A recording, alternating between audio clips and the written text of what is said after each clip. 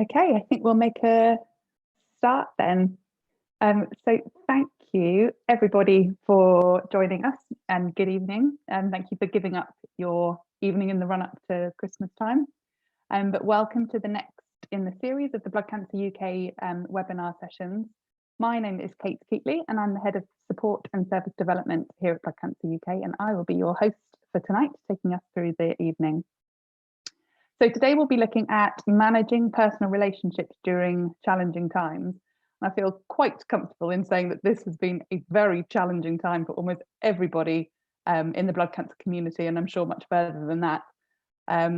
But for our community, there are many people who've been identified as clinically extremely vulnerable. So the impact has been huge, not only to them, but also to the people around them. And even before the pandemic, being diagnosed with blood cancer or living with the blood cancer or after blood cancer poses huge challenges to you, to your family, to your friends, and to all of the different relationships that you hold. So although friends and family comes in all shapes and sizes these days, relationships are really hard.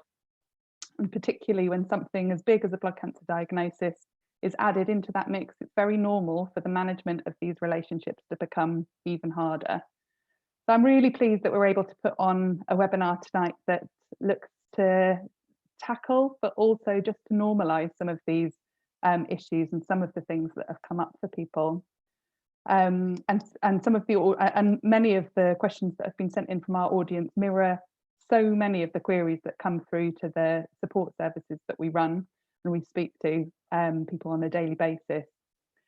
So we have some wonderful panelists with us today, but I want to just do a little bit of housekeeping before we get started. So just to say hello to both the people who are live with us on Zoom and with the people who are with us on Facebook Live as well.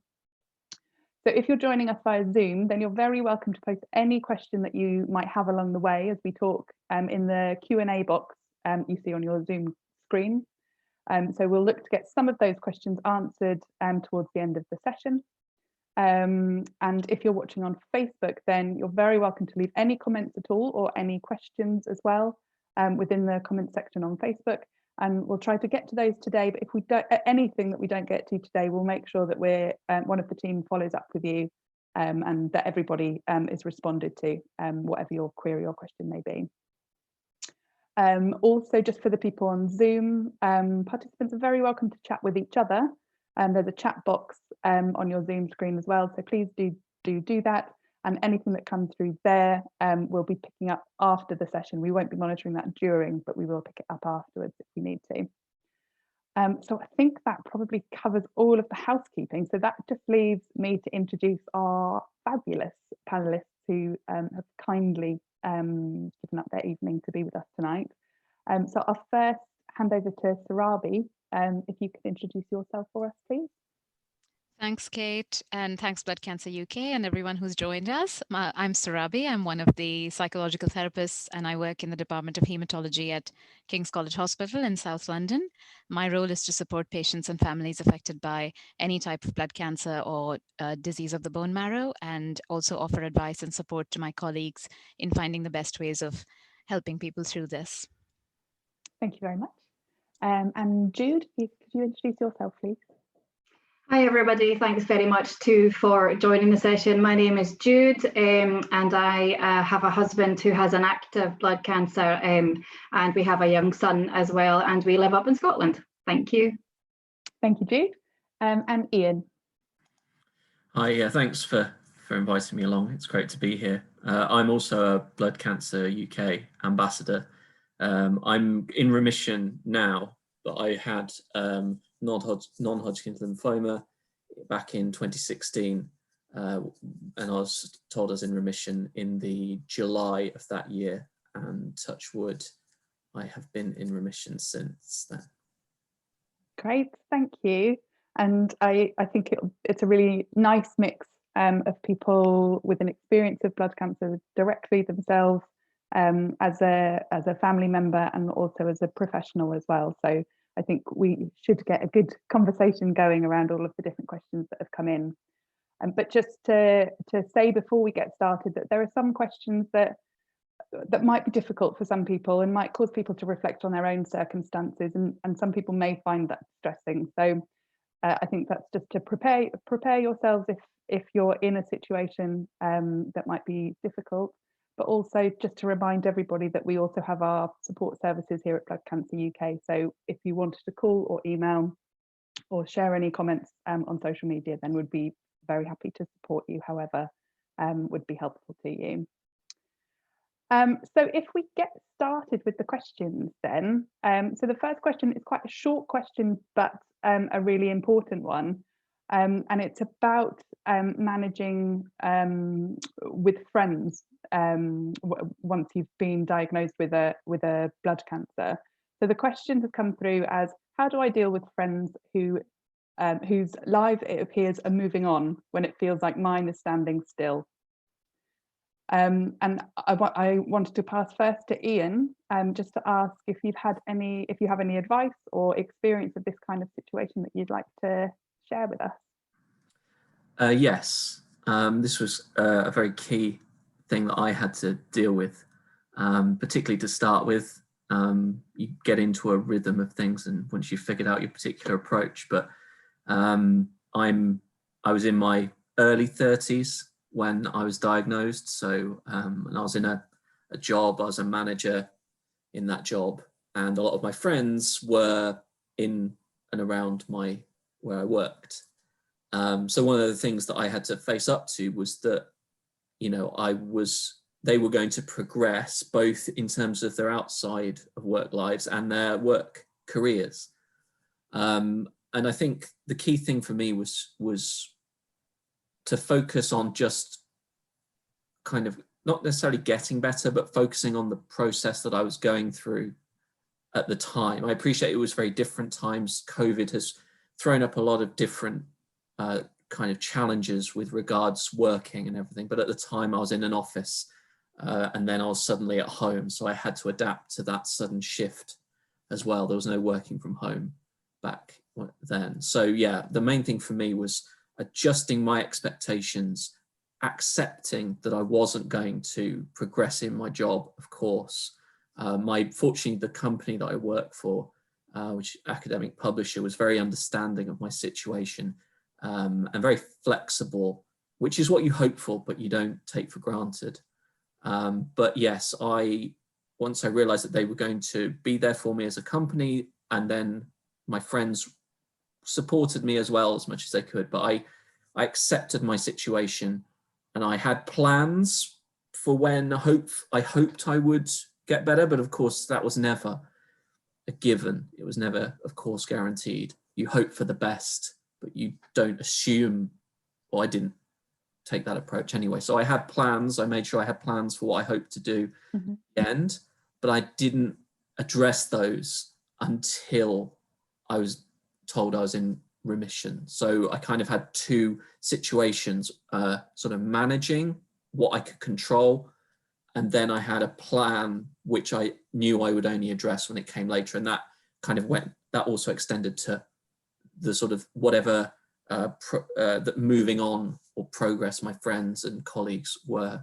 experiencing during that time. At least I tried to. There were, of course, moments when I struggled with that situation, you know, because I went from normal progress in my job before then to complete stasis. So I'm not going to pretend it was easy.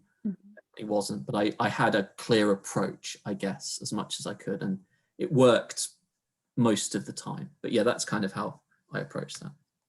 That's really helpful, Ian. Thank you. And I think that the concept of acceptance is a really important one, and part of that acceptance is accepting that sometimes that will be really difficult. So I think that's really helpful to share that experience. Jude, did you have any experiences that you wanted to share on this question as well? Yeah, we've had, I suppose, 5 years to kind of reflect on friendships and how they can sometimes actually evolve and change, and, you know, sometimes wither away and sometimes flourish when there's an ongoing difficult situation. And I think what I've always tried to remind myself is that I'm really glad that our friends in general have a life that isn't hugely affected by loss and worry and cancer in the same way that ours are. And I did almost have to, as Aone's saying, just accept the situation and actually accept that their life is different from ours, and that is absolutely okay. Sometimes there's a bit of sadness and frustration that can come with it when people change towards you. So I certainly realized quite early on that people were less keen to use me for support. And as someone who prides themselves on trying to be a good friend, I really did have to say to those closest to us, you know, if it's important to you, it's important to me. So please feel that you still can, you know. And sometimes, you know, sometimes they chose to do it and sometimes they chose not to. And sometimes when life is a little bit more difficult for us than it is for others, I choose to step away a little bit, and I sometimes detach myself because that lessens the sadness that I then sort of have to be confronted with.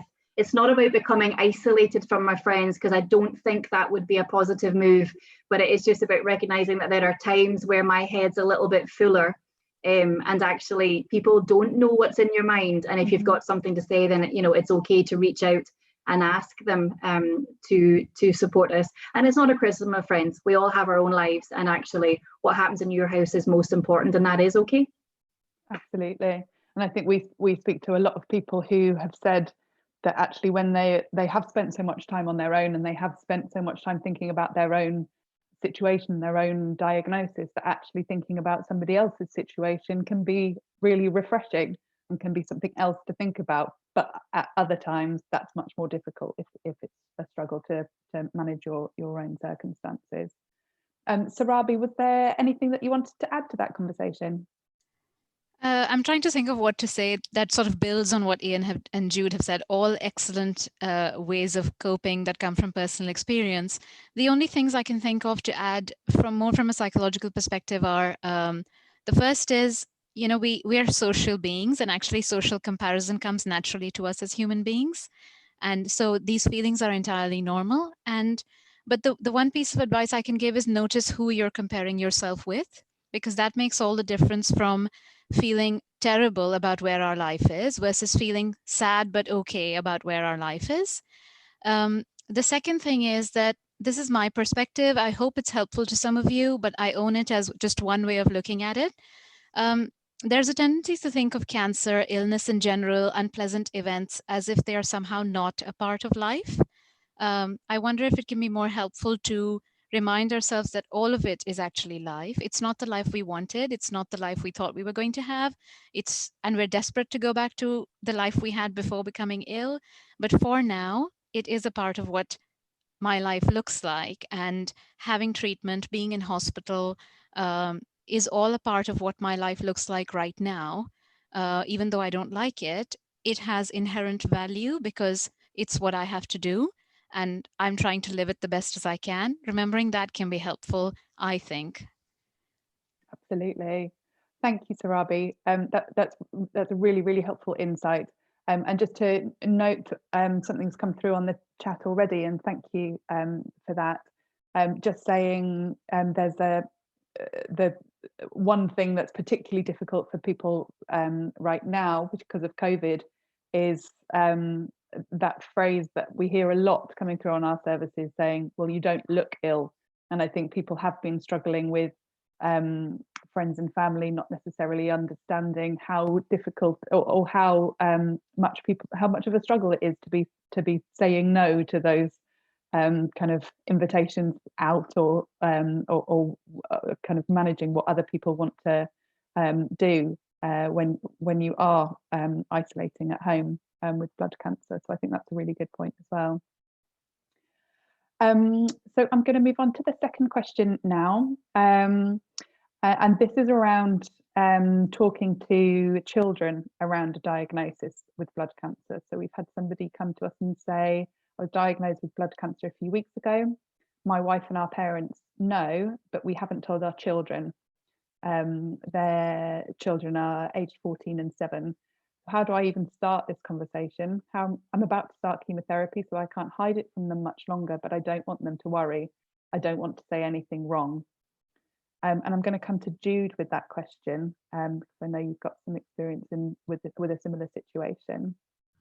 Yes, thank you. And thanks very much to that question. I think being posed, it's particularly important. The main thing for me really is just to, I hope, reassure everybody that I don't think you can get it wrong in reality, because it's not an easy conversation, and I think everybody would know it's not. And it's a conversation that you can script and plan, but equally it needs to be free flowing enough to obviously reflect the child or the young person in front of you.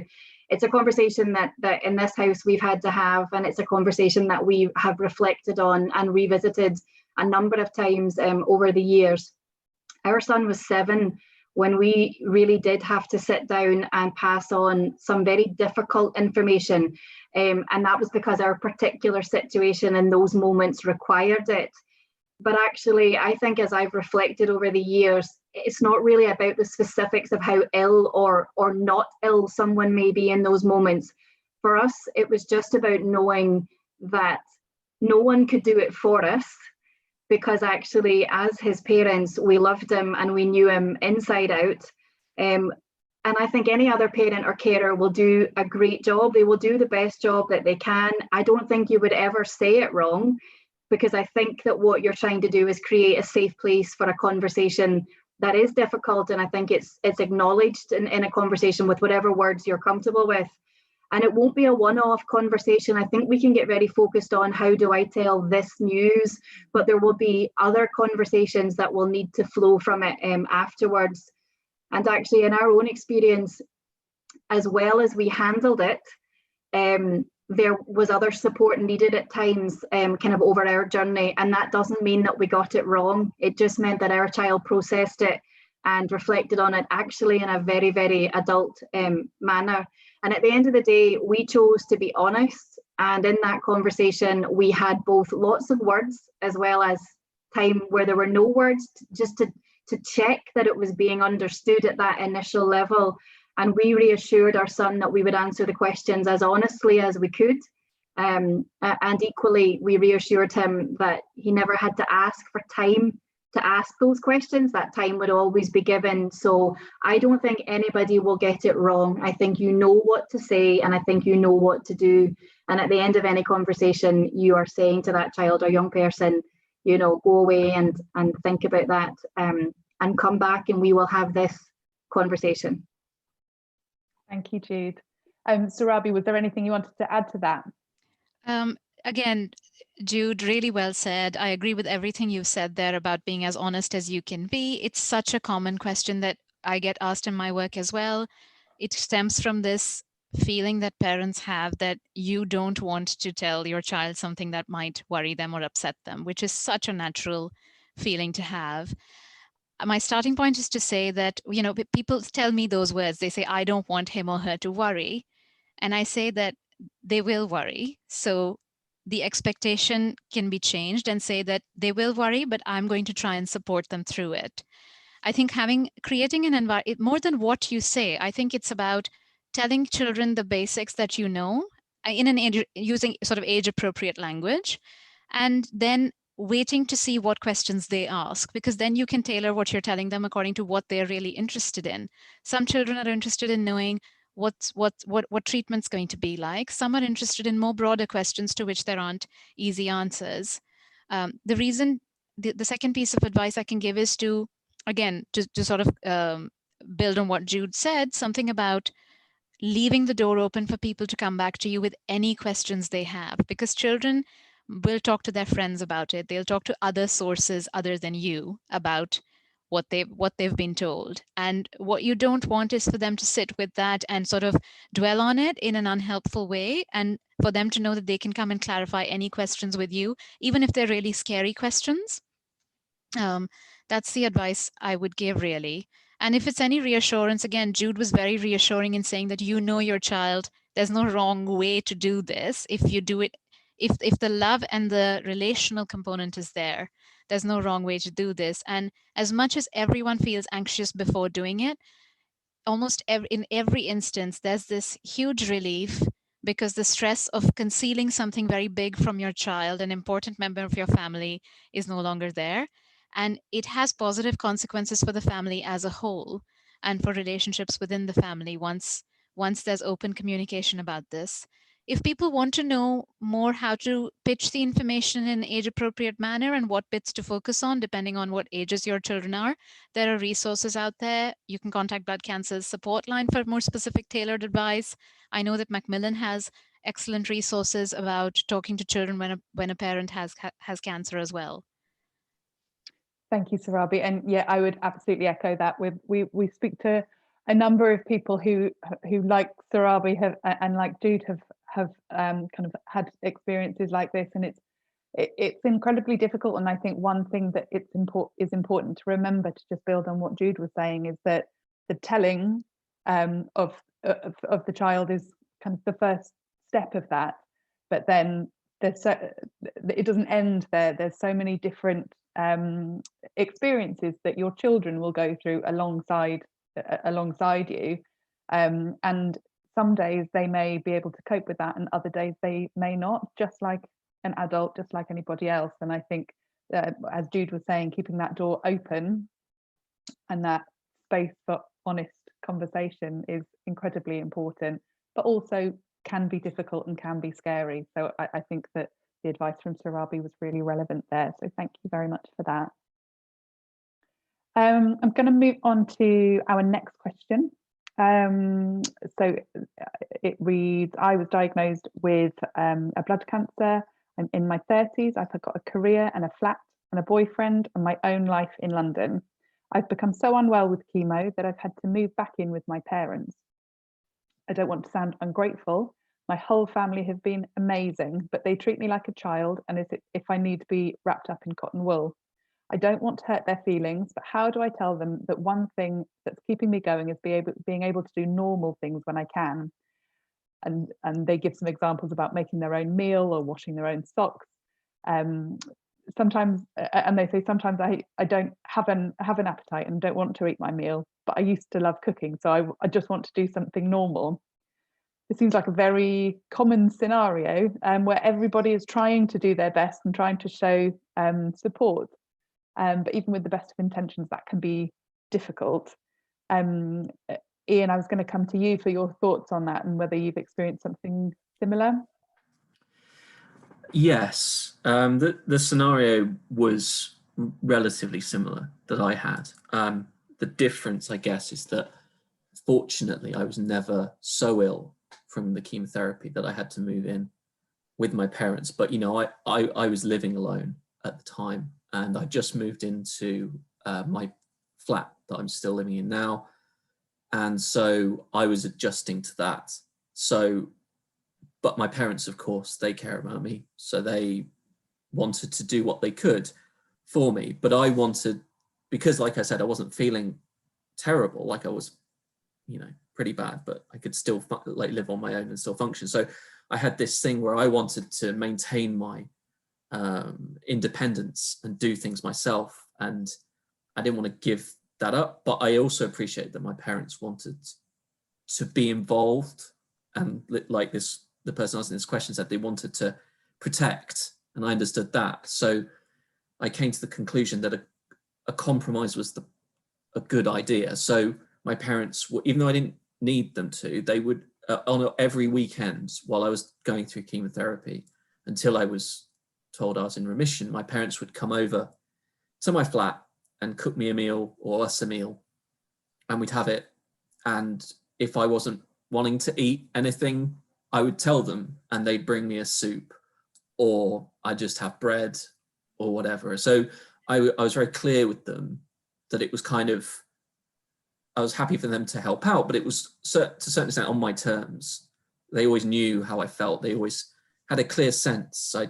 Because I knew that if I didn't tell them that, then they would fill in the blanks with their own emotions, and their emotions were stronger than mine in some ways, because they had fear that I didn't necessarily have. They had the lack of, they didn't know I didn't give them all the details of all the meetings I had with the experts and the doctors. So they filled that gap with their own worries. So I appreciate that I had to deal with that. So it was like a balance that I tried to strike with them to allow them to be involved, but not too much. Like I got lifts from other people, friends of mine, to the chemotherapy sessions, but I had this clear structure in place with my parents so that they were definitely involved. So yeah, but I just want to mention as well, if I had got ill, because again, that was always a possibility that the chemotherapy would be increasing in intensity and I would become ill over time. I had a plan in place, which I worked out with them about how I would go back to live with them if necessary. So I always kept them in the loop to a certain extent, but I didn't tell them everything because I didn't want them to, I guess, I wanted to have that balance in place because I didn't want them potentially not interfering, but kind of becoming too involved with the process. So I don't want to sound heartless, but I did want that balance, like this person was talking about, of like my own independence, but involving them in the process. And I think from speaking to them since and afterwards, I think it just about, obviously they were never going to be involved enough, but I think it just about worked for all of us. And it avoid any tension. So I think it just about worked. Thank you, Ian. I think that's really interesting to hear that balance between managing your own independence and almost supporting your parents and your family to support you in that way. It sounds like that works really well. But Surabhi, is there anything from you that might help others in a similar situation? Yeah, just a couple of thoughts I had on this were that it's interesting, the phrase the person I think used was that they're wrapping me in cotton wool. And the thought that came to my mind was that sometimes we do that to others without realizing it, that I wonder whether we're wrapping others in cotton wool by not being honest about what we really want or don't want. Because especially when we say things like, I don't want to hurt such and such a person's feelings, of course, that's coming from a genuine place of love, but it's also coming from an assumption that the other person won't be able to tolerate hearing what I have to say, which might not be true. They might not take offense at all, especially if you say it with a sense of gratitude. So, I mean, this is just an example of what I might say in this situation is that, thanks for everything that you do for me. I so appreciate it. But I want to start doing some things for myself. It's really important to me to have some independence through doing small things, especially when there's so much that I have to rely on others to do. So where I can do things on my own, I really want to start doing that. Be honest, be genuine, be grateful. It's unlikely someone will take offense to that or that you'll hurt people's feelings. And as Ian said in his example, he said that there'll be people who love you so much that nothing's going to be enough for them. They want to go to the ends of the earth for you. And if they have to stop somewhere and let you get on, they might feel uncomfortable about that, but we should believe that they're resilient enough to tolerate that feeling and give us what we need. Absolutely. Thank you, Surabhi. And I think there's so much coming out already about the importance of being open and honest and being open and honest with the people that are around you. But to do that, you need to be open and honest with yourself, which I think sometimes can be really difficult to do when you're in a situation like this. So I want to move on to the next question now. So the question, the comment is that my husband was diagnosed with Hodgkin's lymphoma earlier this year, and after a period of treatment, he doesn't require any more treatment for now, but will be checked every few months. I have never spoken or met his specialist due to COVID restrictions, so all my information is secondhand through my husband. He struggles with anxiety now since diagnosis.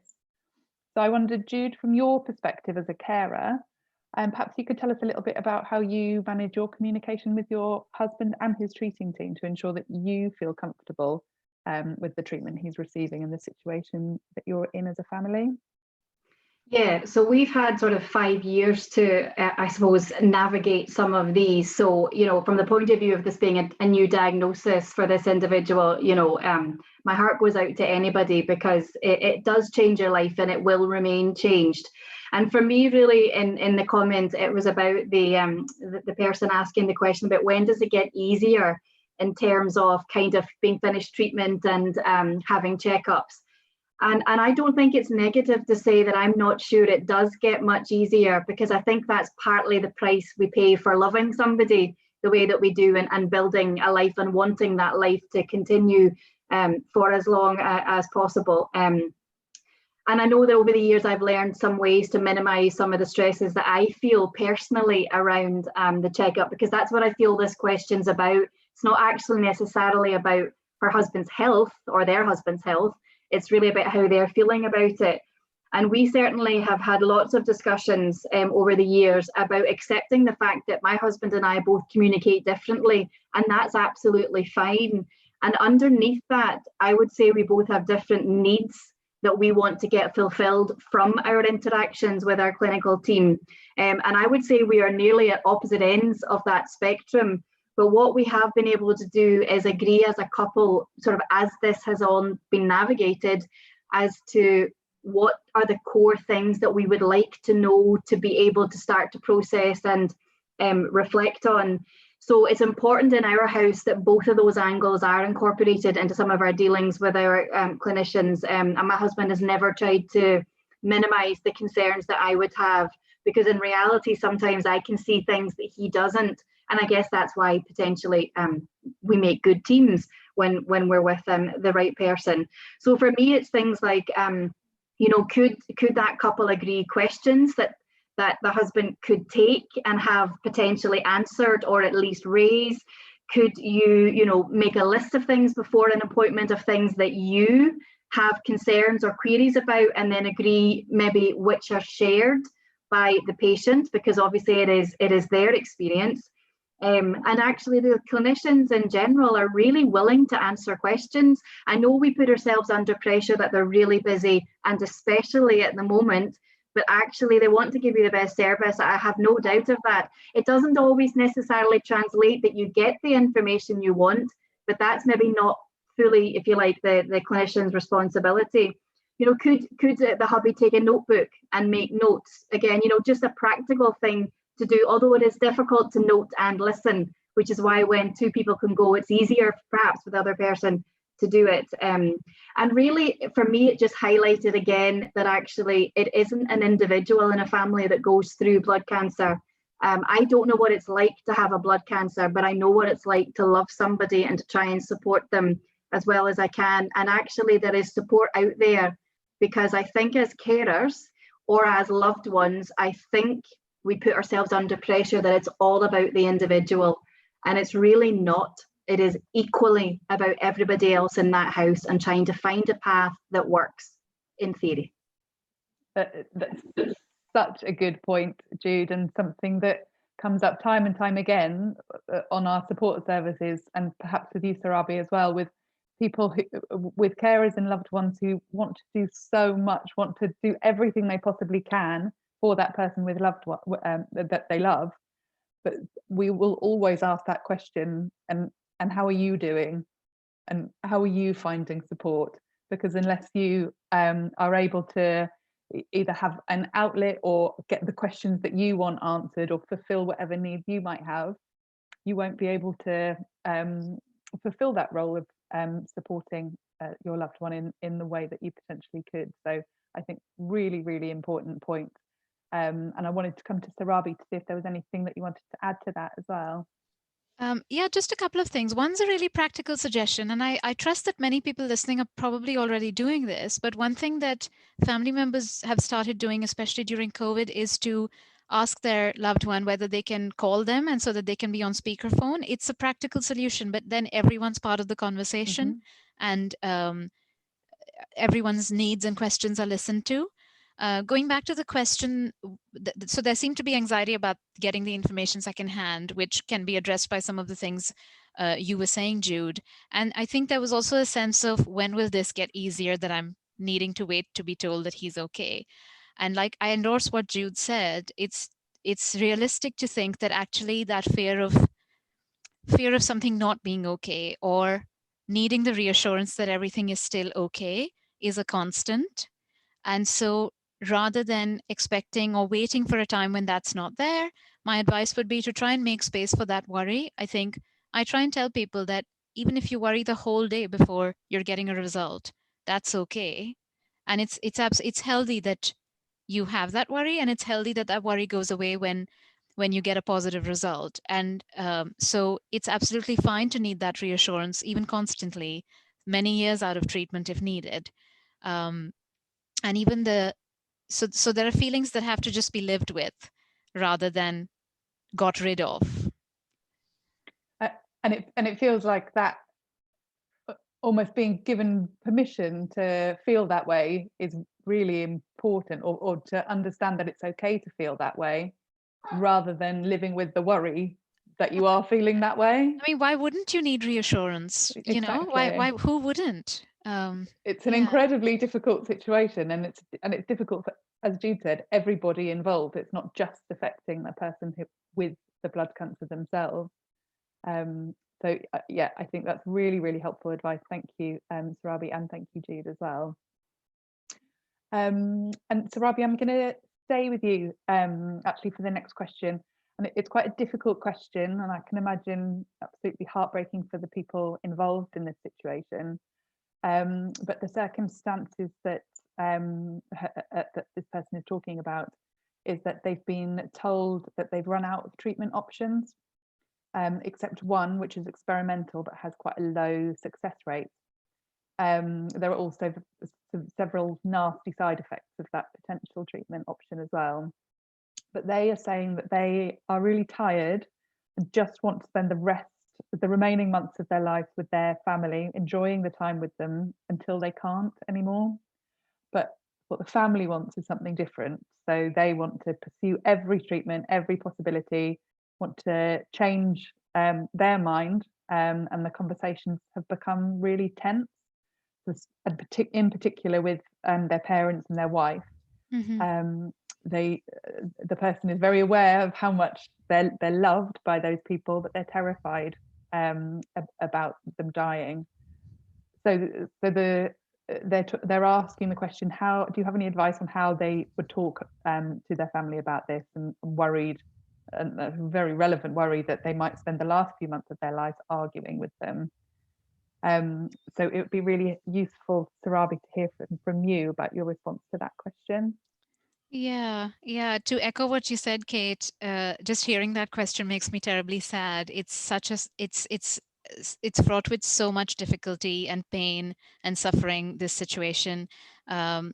I'll use the word patient to identify the person with the diagnosis. It's just for the ease of communication, and carer maybe to identify family members. I mean no disrespect. I hope that's okay. It's completely acknowledged that everyone listening has identities that go much beyond being a patient or a caregiver. The first thing to say is that it's very hard for families to accept the end of treatment or accept a shift in focus, particularly within hematology, because some of the types of illnesses are such that there are multiple options, and there's always an option. And so to reach the end of the line and accept that it takes a lot psychologically from someone. One thing that can help bridge that gap is perhaps a conversation with a doctor or a clinical nurse specialist about expectations from experimental treatments, because it sounds like in this scenario, the patient and the family has different expectations from what that would give the family unit. Sometimes when families fight hard for a cure, it can come from a place of fear and sadness, of course, but also from having very high expectations, perhaps mistakenly, from what treatments can offer.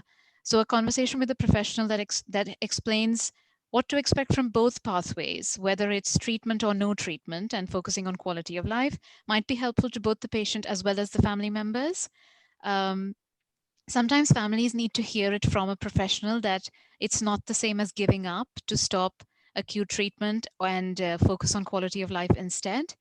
In terms of how to communicate with your loved ones about it, again, I don't know the right answer, but something I might suggest might be like, I know this is scary, but this is really what I want, and this is what matters the most to me and is the most important thing to me now.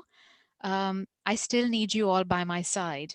I think saying that might help, because families can then know that there are ways they can be supportive, which go beyond just fighting for more and more treatment, and there are ways they can be supportive in the way that are meaningful to the patient. it can also be helpful to say to them what's been said in the question, actually, which is, I don't want to spend what time I have left with us arguing, because that really hurts me, and it causes me a lot of pain. Sometimes families might be so focused on saving or prolonging somebody's life that they might not realize the other side of that until it's said. And I think it might be incredibly vulnerable to put it in those words to loved ones, but that might be what they need to hear, that you don't want to spend the last whatever time you have left arguing with the people you love the most.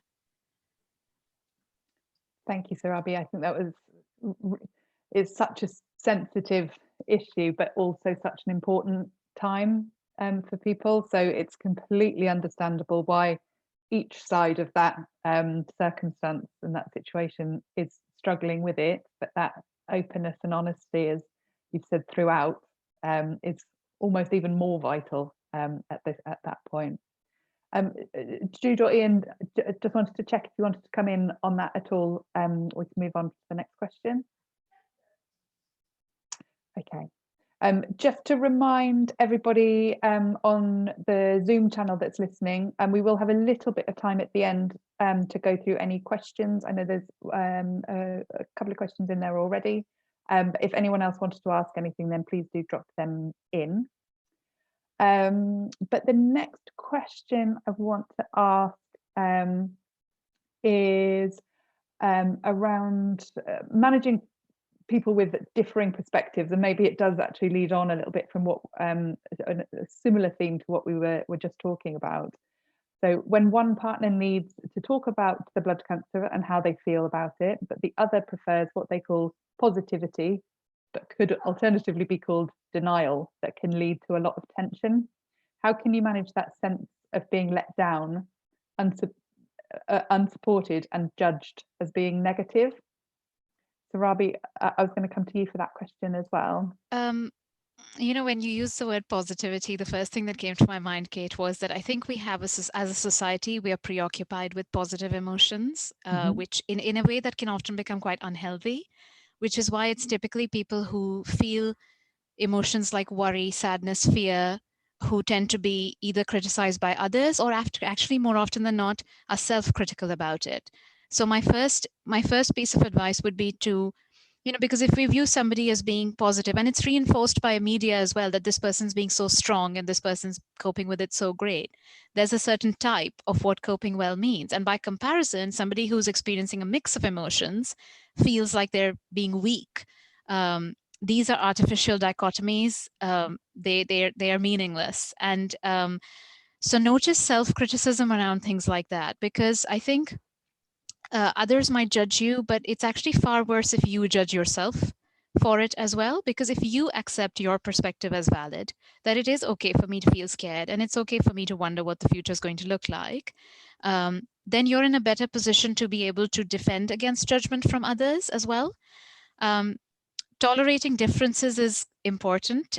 We all want, who doesn't want themselves and their partner to be on the same page about everything all the time, right? Because that's the ideal situation.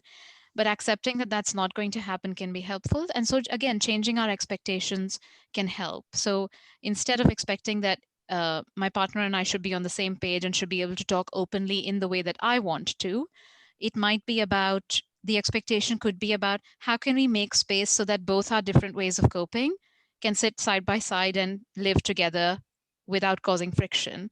And it might be something like, it might involve sometimes asserting your view gently but calmly and politely by saying something like, you're dealing with it in a way that works for you, I'm dealing with it in a way that works for me, but I'll be mindful that I'll try not to share this way with you because it clearly our ways don't match.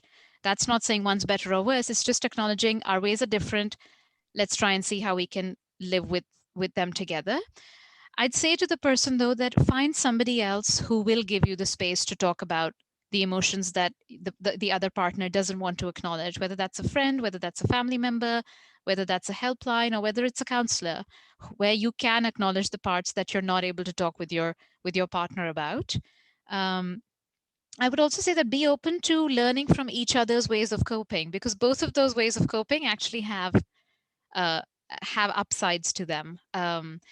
So be open to that. Be open that these are just different ways, and there's something to be learned from both of those. Absolutely. Thank you, Surabhi.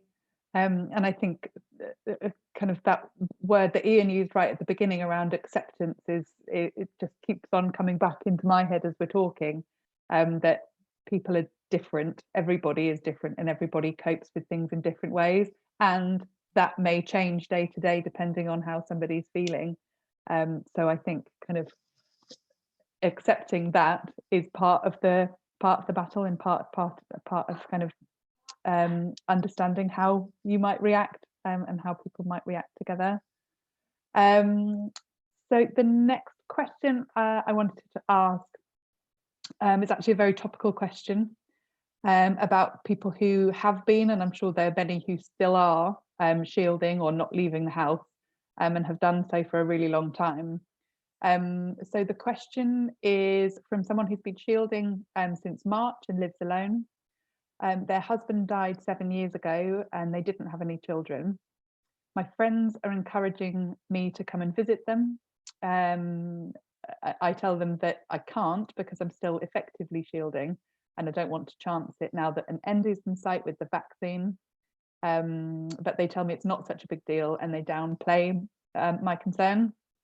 They say I'm not even on chemotherapy and I have to be fine. This person is living with CLL and on watch and wait. They actually say that it makes me so mad. It's like they don't even listen to me when I say this virus could kill. I don't have a big family, and as upset as this has made me, I don't want to lose my friends, but I feel like my concerns are being dismissed. What should I do or say so they understand? I sometimes feel like people don't take watch and wait seriously. And I think there are a couple of comments that have come through that kind of chime with that and are quite similar to that kind of situation. So Ian, I was going to come to you. Does that chime with your experiences or any thoughts on that question? Yeah, it definitely does.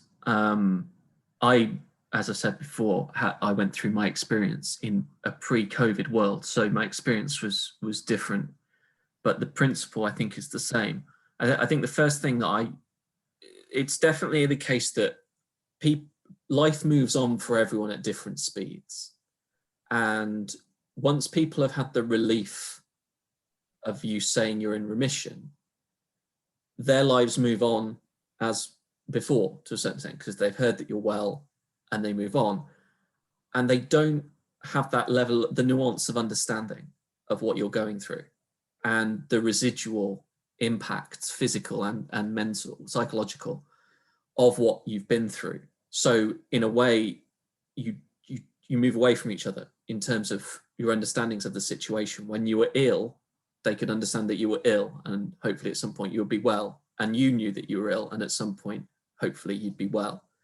But once you've been told you're in remission, it changes, the dynamic changes completely. I think the first thing I had to tell myself, as much as anything, because you can't address people directly, is that their desire to see you comes from a good place. Particularly for me, just after I'd been told I was in remission, people wanted to see me more because they hadn't seen me and they had that relief and the emotion and everything like that. So if I ever said that I didn't want to, their frustration was purely, it was coming weirdly from a good place.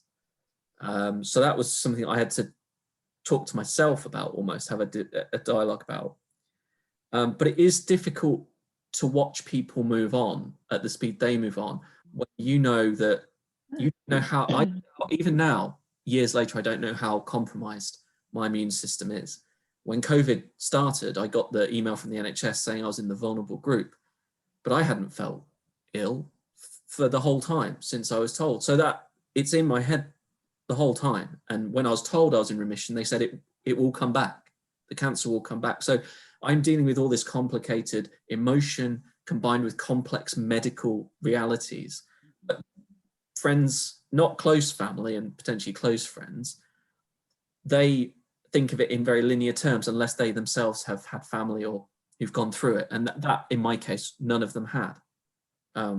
So that was something I had to come to terms with. And so what I found is that if there were various people within my friendship group who understood it better or had some sort of experience of serious illness, I would talk to them about how I felt in more detail, and then they would mention it, or it would get mentioned to the others, so that then they would begin to understand, oh, actually it's a more nuanced discussion than I'd understood it to be. So I think for me, it was kind of coming to terms with their perspective versus my perspective, and then gradually working to fill in the gaps for them, I suppose. But it was one of the most difficult things for me, coming to terms with the speed with which people move back to normal, while my reality is very much still with that at the back of my mind. So I just had to incremental steps to get people to understand over time.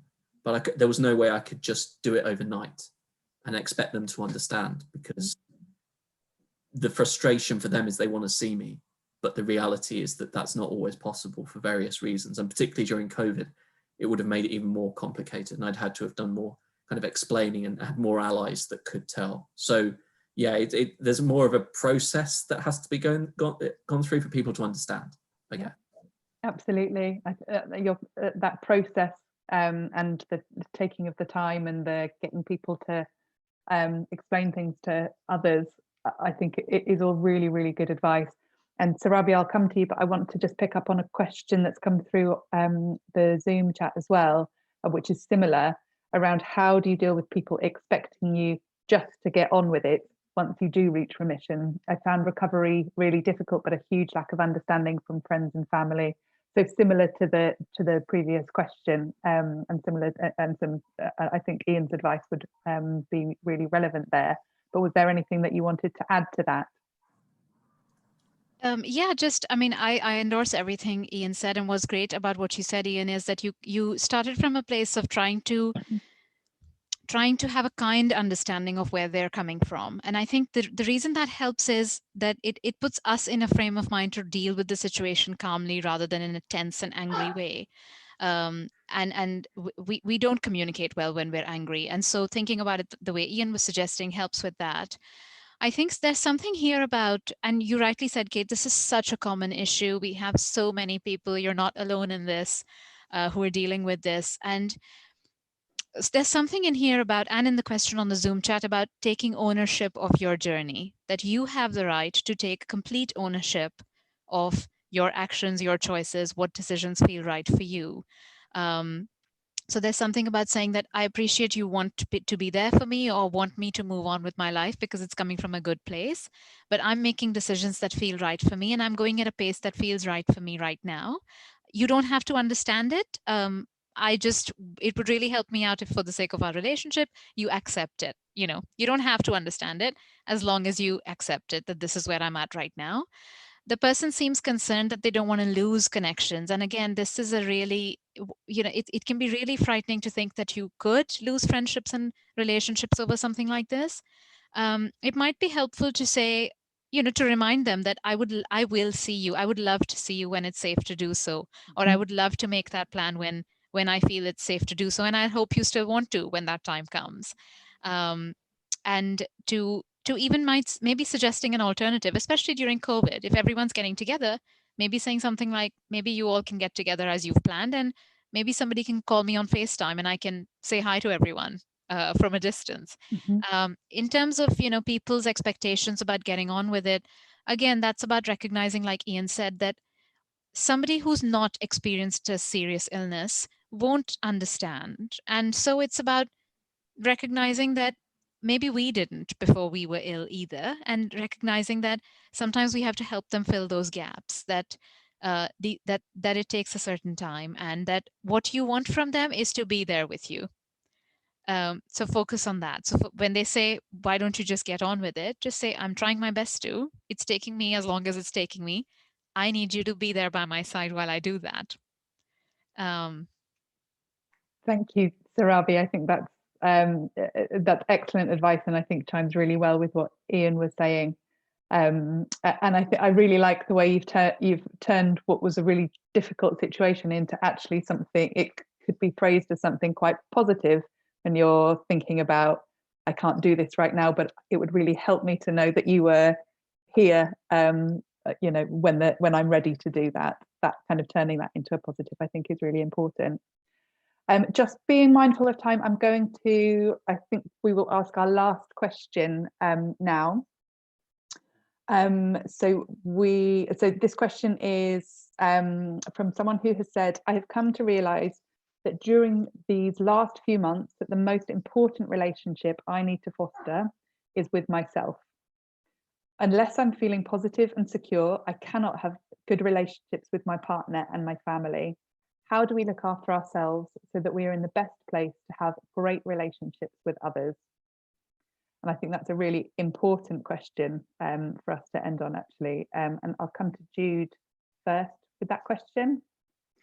Yeah, that's one that I think I could have penned myself. I think over a period of time, I have really begun to recognize that when people tell you that you can't run on empty, they really do know what it is they're talking about. I think I could write a book on this particular one, and I only wish that I practiced half as much as I go on about it. But it is always going to be a learning process, and I have begun to accept that that is okay for me as well, to still be learning, still growing, and still, quite frankly, getting it wrong at times, just maybe slightly less than I did. In order to be the best support that you want to be to someone who needs you, it really is about looking after yourself. And I think that is a very individual thing. It's something I struggled with. I had an active life outside my home when my husband was first ill. I had just trained and run a marathon, for example. So I had a real life outside. But overnight, that life did disappear. And I understood very quickly that I had a choice as to where I wanted to be the most. And I chose to be at home where I was needed. And after a couple of months, I went back to doing some of those things, for example, like exercising. But I found that because I was running on such empty, some of those things depleted me even further, and I had to learn to adjust. So I didn't have to do a 10-mile run. I didn't have the time anymore. I didn't want to be 10 miles away from my house if I was needed. But you know what? I could do a 20-minute walk, and I had to make those acceptances, and they weren't sacrifices at all. They were about how can I still have a little bit of me in order to recharge, but how can I do that safely in a way that I don't feel selfish, because it's not something that I want to do. And actually, whether you do mindfulness, whether you might do a bit of yoga, whether it's a walk, whether it's a podcast, whether it's a bit of air guitar, whether it is a glass of wine, whether it is a drink, something that isn't unhealthy, then I think you should be looking for those things that give you some respite or some moments of recharging, or just remind you that there is a life actually outside of cancer, or any other difficult situation. And actually, sometimes as a carer, what I need to hear is that I am still visible and that I am still important. That is something that I struggle with the most, but I recognize that, and I learn to get support when I need it, and I learn to seek that in and out. As Surabhi has said, that is friends, that's professionals, that's whoever in those moments you think can help. But it is true, it is fundamentally true, if you give everything to everybody else, then you have nothing left, and you actually end up doing a job less well than you want. And if that's what you don't want to happen, then find those little things that just make it manageable. And manageable is fine with me. You don't have to excel at it, just to be able to manage and I guess integrate it. Such powerful words there. Thank you so much, Jude. Lots to reflect on. Surabhi, I'll come quickly to you for that question as well. Yeah, I love what Jude said about manageable is okay, because the last thing you want is people excelling at self-care, right? That defeats the whole point. Just a couple of thoughts I had. Everything Jude said, I couldn't have put it better. Again, what I'll add is know that you have limits to what you can do. Those might be physical limits in terms of your energy levels, but they might also be psychological limits. At any given moment, I am in control of my actions, my words, my thoughts. I can advise others, but I can't make them change and be different. We also talk to ourselves all the time. I mean, I do. I hope other people do too. And I think notice the voice in which you're talking to yourself, because that makes all the difference. Try and talk to yourself in a kind and compassionate voice. You don't have to change what you're saying. You might ask the question, why do I always do this, out of like anger and frustration? but maybe ask it a different way. Sit down and ask yourself with a cup of tea, okay, why do I do this? You're more likely to try and reflect and get it and give yourself an honest and genuine answer to it. Those are just a couple of pieces of advice I can give from a more psychological perspective. Watch your tone with yourself and others. Very, very good advice, I think, Surabhi. So we've come to the end of the hour. That went by so fast. I think so we're going to close there, but before we sign off, I want to just come back to all of our panelists for any final thoughts or any pieces of advice that you might have for somebody struggling with those personal relationships at the moment. So maybe Jude, if I come to you first.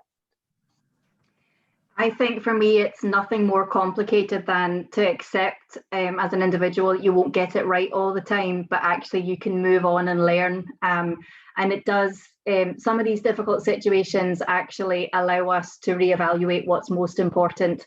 I don't think it's the same thing as the cliche about, gifts and I wouldn't change the situation. I would in a heartbeat change our situation. But what it has done, it has just reminded us what is really important, and then we've made the decision to make sure that we can foster that for all the time that we have left, and that everybody is important. Thank you, Jude. And Ian? Yeah, I'd say from the other perspective of someone who's got the cancer, be kind to yourself about your reaction emotionally to what you're going through. Be kind to yourself if your body doesn't react to a certain thing the way you want it to.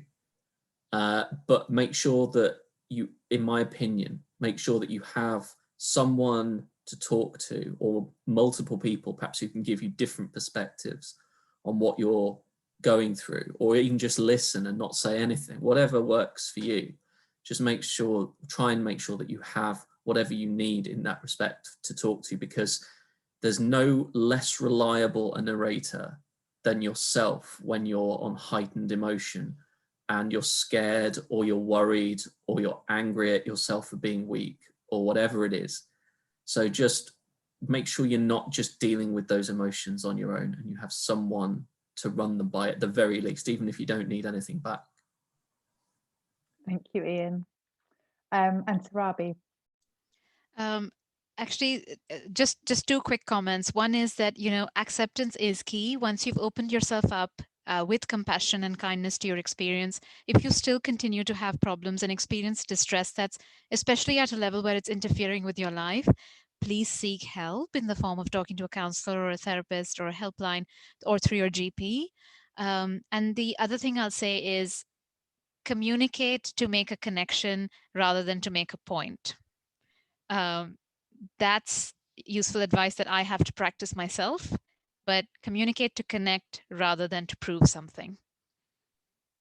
I think that's an incredibly powerful sentence to end on, actually, and something that I will certainly take away, and I'm sure others will too, when reflecting on our own circumstances. So I think we will leave it there, but thank you so much to our panelists, but also to everybody who's watching. I hope it was a really useful session. It certainly gave me lots of food for thought, and I hope it does everybody else. So for now, thank you for watching. Have a lovely holiday when it comes around for you, and I'm sure we'll see you again soon.